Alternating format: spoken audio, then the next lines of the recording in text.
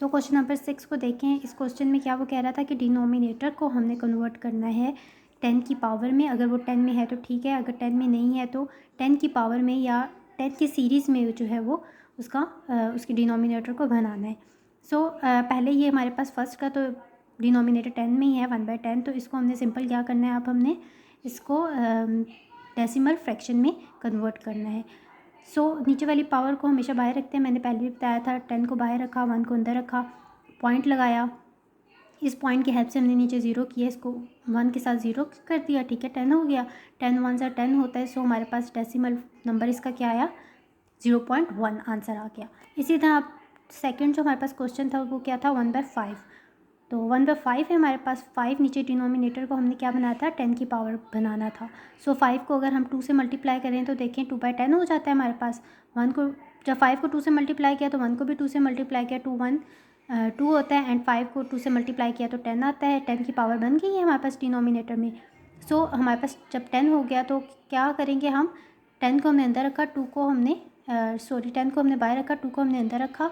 सो 20 हो गया, ये पॉइंट लगा के 0 नीचे आया, 20 बन गया। 10 को 2 से मल्टीप्लाई किया तो 20 आ गया। सो हमारे पास इसका डेसिमल नंबर 0.2 आ गया।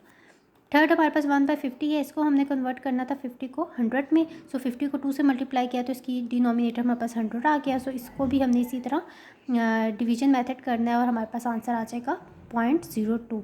डेसिमल नंबर इसका क्या आएगा, 0.02। अब यहाँ पर 0 हमारे पास एक और क्यों बना है कि हमारे पास 100 था और हमारे पास जो इसके अंदर वैल्यू थी वो 2 की थी। अब हमने इस 2 को क्या किया है, 20 अगर पॉइंट लगा के हमने 0 तो लगाया तो 20 बन गया। 20 फिर भी 100 से कम था, इसलिए हमने एक और 0 साथ लगाना था इसके, तो हमने ऊपर 0 लिख दिया। एक ही साथ हमने 2 0 हमें चाहिए थे ना, इसलिए हमने एक 0 बीच में ऐड किया तो 200 बन गया। उसके बाद हमने जब 200 बन गया तो 100 को 2 से मल्टीप्लाई करें तो 200 आता है। सो हमारे पास इसका डेसिमल नंबर 0.02 आ गया। सो क्वेश्चन नंबर 7 देखिए, express the following rational numbers as decimal by division. Express करना है, ये रैशनल नंबर्स हमें दिए हुए हैं, इनको किस में, डेसिमल बाय डिवीजन। इनके डेसिमल बनाने हैं किससे, डिवीजन मेथड को अप्लाई करके हमने इसके डेसिमल बनाने हैं। सो इसका हम पहला जो है वो देखते हैं पार्ट।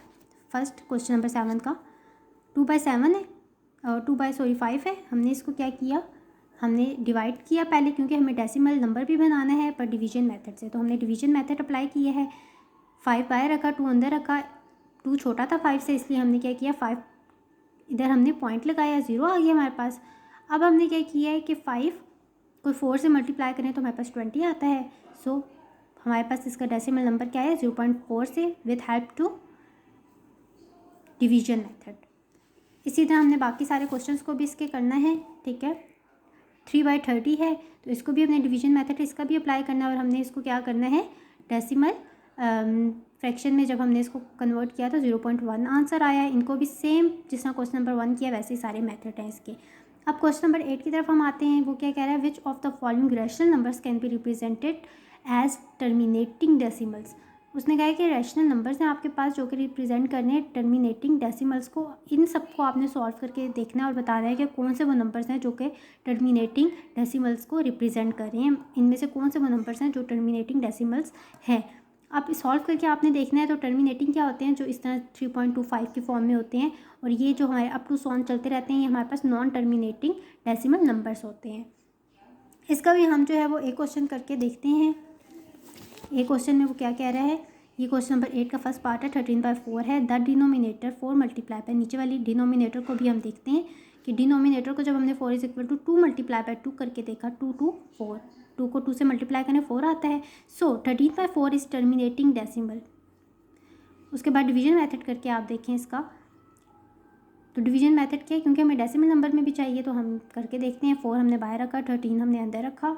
सो जब हमने इसको डिवाइड किया तो हमारे पास क्या आया, 3.25 आया। आंसर हमने लिख दिया, ठीक है। जब हमने आंसर लिख दिया तो वो हमारे पास 25 पे ख़त्म हो गया। इसका मतलब है कि ये हमारे पास टर्मिनेटिंग डेसिमल नंबर है।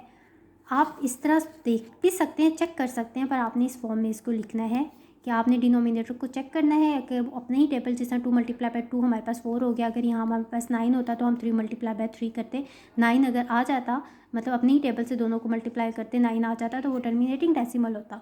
जैसे फॉर एग्जांपल हम यहाँ देख लेते हैं, हमारे पास 6 है तो 3 मल्टीप्लाई बाय 3 9 होता है, 3 मल्टीप्लाई बाय 2 6 होता है। तो जब अगर हमारे पास यहाँ फॉर एग्जांपल 6 होता तो हम 3 मल्टीप्लाई बाय 2 करते, वो अपने टेबल पे तो नहीं होता, मतलब 3 3 तो नहीं होता यहाँ पर, 3 मल्टीप्लाई बाय 2 होता, मीन्स वो नॉन टर्मिनेटिंग डेसिमल्स नंबर होते हैं। सो हमारे पास यहाँ पर है question number 9, which of the following rational numbers can not be represented as terminating decimal. ये भी सेम वही मेथड है, बिल्कुल सेम वैसे ही आपने इसको करना है जैसा क्वेश्चन नंबर 8 था, वहाँ पर हमने टर्मिनेटिंग बताया था, यहाँ पर हमने नॉन टर्मिनेटिंग बताने हैं, सेम वही सारा प्रोसेस है। अब हम क्वेश्चन नंबर 10 पे आते हैं, express the following decimals as fraction. यहाँ पर आपने क्या करना है, डेसिमल नंबर हमें दिए हैं, आपने इसको फ्रैक्शन में कन्वर्ट करना है। मींस आपने क्या करना है, 0.25 है तो पॉइंट को ख़त्म किया, उसकी जगह पॉइंट की जगह 1 नीचे लगा और पॉइंट के बाद जितने डिजिट्स हैं उतने 0 नीचे हमने लिख देने हैं, तो वो फ्रैक्शंस में बन जाएगा। ये हमने एग्जाम्पल्स में किए हैं, मैं इसके क्वेश्चन भी आपको बता दूँगी। उसके बाद है question number 11। Question number 11, express the following as recurring decimals. So आपने इसको क्या करना है, आपने इसको सिंपल सॉल्व करना है। आप इनको डिवाइड करके देखें तो ये रिक्यूरिंग डेसिमल्स हैं, मीन्स आपने इसको डिवाइड करना है और इसको आपने किस फॉर्म में लेकर आना है, डेसिमल फ्रैक्शंस की फॉर्म में। अब हम क्वेश्चन नंबर 12 को देखते हैं, find the decimal values of the following fraction. तो हमने क्या करना है, डेसिमल वैल्यूज़ को किस में कन्वर्ट करना है, फ्रैक्शन में। पहले मतलब इसको हमने फ्रैक्शंस बनाना है और उसके बाद हमने इनका डेसिमल वैल्यूज़ में कन्वर्ट करना है। और ऊपर वाला क्वेश्चन सिंपल आपने सॉल्व करना है, जिसे हम सॉल्व करते हैं, और आपने बताना है रिक्यूरिंग डेसिमल्स हैं, मीन्स ये कंटिन्यूसली चल रहे हैं, जिस तरह टर्मिनेटिंग और नॉन टर्मिनेटिंग थे। अब फाइंड द हमने decimal values of the following fractions, इसको फ्रैक्शन में कन्वर्ट करके डेसिमल वैल्यूज़ भी हमने इसको बनानी है इसकी। तो हम वो देखते हैं कि हमने इसको किस तरह सॉल्व करना है। हम इसका पहला क्वेश्चन करके देखते हैं। पहला क्वेश्चन ये देखिए, वो है 1/6 है, हमने क्या करना है, 6 को पहले 4 से मल्टीप्लाई करना है। 6 को जब 4 से मल्टीप्लाई किया तो हमारे पास क्या आता है, 6 को जब 4 से मल्टीप्लाई करें तो 24 आता है। तो 24 में हमने 1 को ऐड करना है, 1 ऐड हो गया तो 25 हो गया, 25/6। उसके बाद हमने इसका लॉन्ग डिवीजन मेथड लेना है, लॉन्ग डिवीजन मेथड हमने किया और हमारे पास डेसिमल नंबर्स में भी हमारे पास क्या आ गया, आंसर आ गया 4.16। पहले हमने फ्रैक्शन बनाया, सो हमारे पास ये डेसिमल नंबर आ गया। इसी तरह के हमारे बाकी क्वेश्चंस भी हैं, आपने पहले इसको सॉल्व करना है, फ्रैक्शन में कन्वर्ट करना है, फ्रैक्शन के बाद इसको डेसिमल वैल्यूज़ में कन्वर्ट कर देना है। सो हमारे पास है क्वेश्चन नंबर 13।